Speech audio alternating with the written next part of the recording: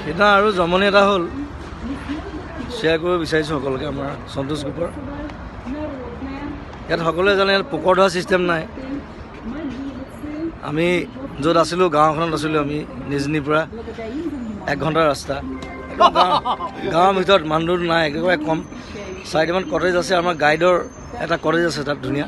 তাত আমি থাকিলোঁ খোৱা বোৱা লৈ যাওঁ ইয়াৰ পৰা তাতে খাওঁ আৰু মই কি কৰিলোঁ পাকঘৰৰ পৰা মানে পোকৰ ধুবৰ কাৰণে গিলাচ এটা লৈ গ'লোঁ ৰাতিপুৱা গিলাচটো আনি থৈছিলে মই নাচালোঁ প্লাষ্টিকৰ গিলাচ বোলো পোকৰ ধুবলৈ কিবা এটা লাগিব তাত গিলাচটো লৈ গ'লোঁ তাত পোকৰ ধুইছোঁ তাৰপিছত দেখিছোঁ কিবা পোকৰ পৰা তেল ওলোৱা নিচিনা লাগিছে পোকৰ পৰা তেল ক'ৰ পৰা ওলাব